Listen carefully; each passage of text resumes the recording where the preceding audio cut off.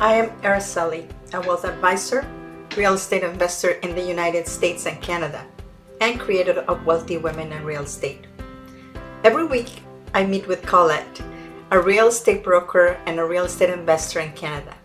We come together to talk about all things real estate investing and how to increase your wealth. Join us. Welcome everyone. This is Araceli, Transition Wealth Advisor and Real Estate Investor in the US and Canada.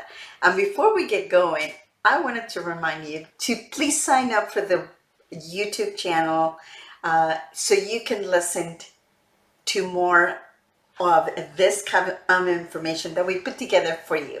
And today in my chat with Colette, we're going to be talking about how to build wealth, because we touch up on every single episode, but we really need to go deep onto what it really means. Hi, Colette. Can you introduce yourself? Yes, of course. Hi, everyone. My name is Colette Rava. I'm a real estate broker in the GTA, which means I like working the West End, anywhere from Toronto all the way to Oakville, Burlington, including Mississauga, including Brampton. That's my area of specialty.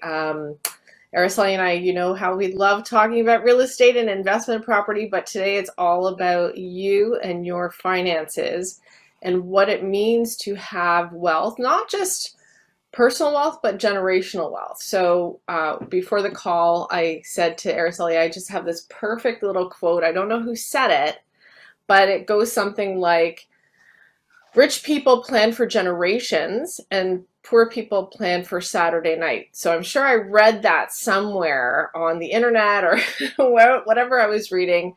So that really struck a chord with me, but also struck a chord with her, because obviously Araceli does finances and helps us with our financing, and not just planning for Saturday night for the fun day ahead, but for the years ahead and even beyond.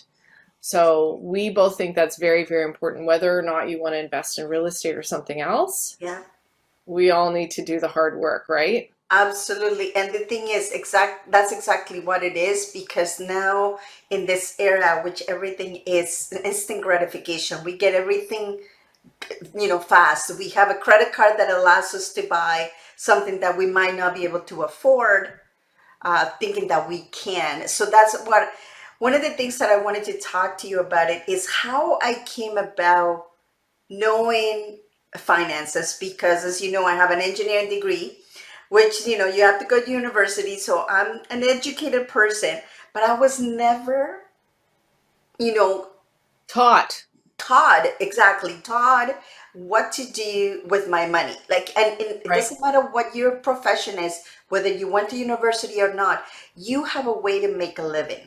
And whatever that is, or whatever that looks like, that is creating money for you and your family, you have to respect that. But building wealth is completely something different.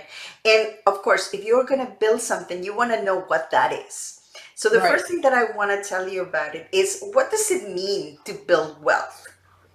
And to build wealth is to know the definition of wealth.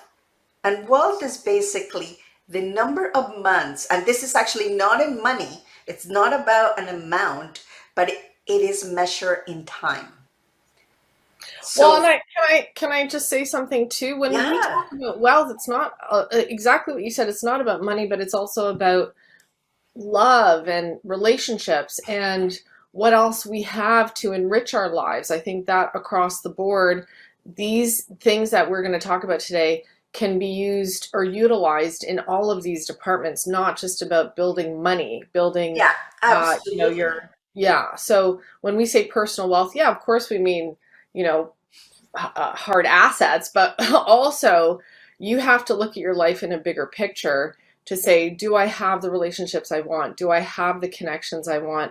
Not just with people, but with the world around me, with my neighbors, with my children, with everything. So ultimately, this is a really big show for us. I think it's not just about personal money wealth, but also, life itself.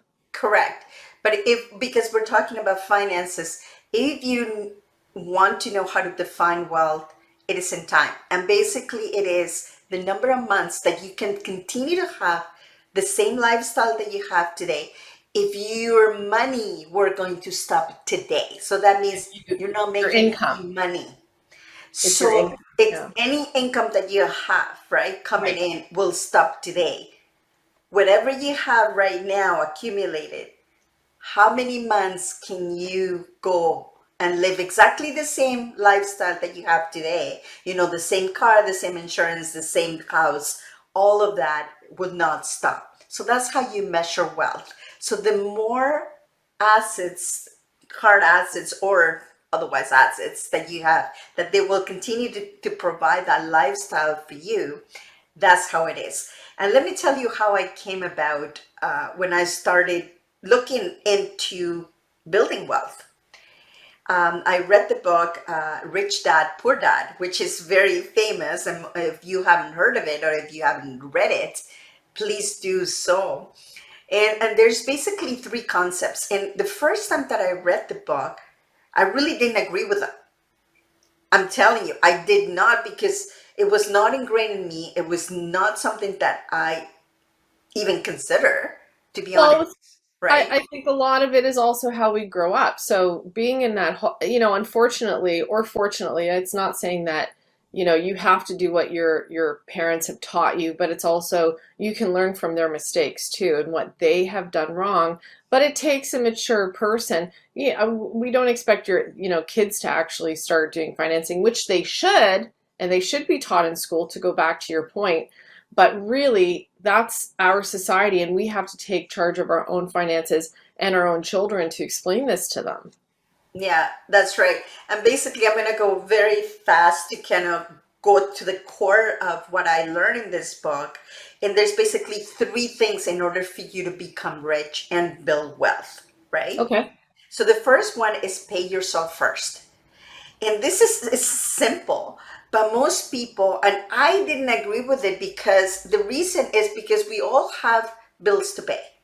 Right. And we always say, well, no, my mortgage is more important, my, my car payment, all of that. But what But what does that actually mean? Because when it says pay yourself first, what do you mean? Okay, so here's the money. What do I do with it? exactly. So what you do with it is basically you take a chunk of money, most likely would be a percentage of what you make, whether it's you start at 5%, 10%, 20%, Sure. whatever Yeah. it is, and you put that aside. And you Aha. live with 95% or with 90% or with 80% of what you bring in. That is actually a habit more than anything, to be able to spend less than what you make. And it didn't compute with me, like, how am I going to pay myself first? But it is about a habit on what you make versus with what you spend. And if you take that and don't compromise it, and you don't have to start like 20% or 30% of what you make, Whatever is but comfortable, sure. whatever it is comfortable, and then you can start putting more money away. But if you have that rule down, basically everything will start to come up, because you're going to have opportunity money that you can take there, whether it's for a down payment on a property, or maybe invest in the stock market, or anything else that come up, like buying a business, anything else. So that's the first habit, and Yeah. it's basically a habit that you need to understand and be aware of. Okay, but let's just make this clear. The money, when you say pay yourself, is not to pay yourself and go get a manicure. It's to That's take right. and it's like, oh, I want to pay myself first. Okay, what can I do with it? If that's not what we're saying, we're saying take the money and put it into savings for later. So this is building your wealth for the future, not now. Yeah. You have to live on that whatever 90, 95%, whatever, to pay your bills, but that little bit of money should go into savings. Exactly. And don't compromise it for anything else. Like, it's not your emergency fund. It's not that, oh my God, something happened, I'm going to take it away. Or, oh, this vacation looks pretty good, let's take that money. No, this money is absolutely something that you need Put to it away. put away. And it is pretty hard to do, I tell you. But if you actually do this, then you're going to start on the right path. Yeah, and it is a habit just like anything else. If you want to lose weight, if you want to eat better, it's doing those things day after day after day. Any habit that you want to change at the beginning, you have a lot of resistance because you've been doing this thing all the time. You know, if you've been Absolutely. drinking soda all the time and you're going to eliminate it, then it's, of course, it's going to be hard because it's habit, your body craves it. And it's the same with money. You know, we're used to say, oh, well, I bring this much money, let's go out and spend it. So it just Right. takes time, but you have to be aware, first of all, of what you're doing and if you want to grow your wealth, Okay. right? So That's number one. that's number one. Now the number two, and this is the same thing. I always thought that it was wrong. It is not about what you make, but what you actually keep. Which it kind of actually goes with the first one, because no matter what your income is, you know, if you want to keep up with the Joneses and buy the big car or the big house or anything like that, then that is a recipe for disaster. So whatever you keep, and obviously that's where real estate comes in, because that's what we want to keep, our assets. They're there, they're appreciating, and then you keep more and more money. Uh, so remember that it's not about what you make, it's about what you keep. And we all make money. It doesn't matter what your profession is, but you Right. make money and Right. you are creating a lifestyle that is according to that income. Yeah. Yeah. And Well, you have to and make sure that you get more assets. right. And to go back to the first, or maybe not the first thing, but what we spoke, what Araceli said in the beginning, and also I believe that too. Whenever you have a project or you have a goal, it's always either time or money. So let's say to renovate a house or to buy a house, you can either buy a house with a lot of money that's all fixed up and all nice, and you're going to spend more money, or you can use your own sweat equity, live in the house, rent out the basement while you're renovating it, and that will build with time and with your energy putting into that house. So there's always this balance of time or money. You can use that analogy for anything, even working out, losing weight, having a nice car. If you can't afford a nice car now, wait, get a beater, fix it up, drive it till you can actually afford the nicer car. So this is all time versus money, or time and money together. So every goal you have, they'll have these two factors, time Yeah. and money, and you have to put them together to get your goals. And Araceli is right. You don't have to make a ton of money to be wealthy in many different ways. You can build it with time and with sweat equity. But I'm sorry, I digress. So Yeah. that's number two. That is number two. So remember, it's not about what you make, but it's what you keep. And number three, it's know what assets are, what liabilities are, and concentrate all your time in getting assets. It might say, it sounds very easy, but at the same time, knowing what an asset is, it's important. And an asset is something that is going to generate money for you, whether it is cash flow or it is appreciating over time. So Yes. if you concentrate on buying those things instead of buying things that don't do that, that they're robbing you from your money, the money that you're making, it is going to be very, very hard for you to build that wealth. And one of the things that I struggled with a lot is that in the book, it says that when you buy your principal residence, it is not an asset. And technically, it is not. I believe it is an investment. It's an investment for your quality of life and because it will appreciate over time. Right. But in reality, like if you look at the concept of an asset, if it is costing you money and it's not generating money, it is not an asset. So the Right. way that you can convert your principal resident to become an asset is maybe renting the basement or renting a room that you can create some money coming into the home. Right. If Even a you're garage. not, Somebody yeah, needs a parking spot, any part of the house, any part of the property. Absolutely. I, exactly. So that's the way that you convert it. But technically, you need to understand that your principal resident, it is not an asset. It's actually a liability.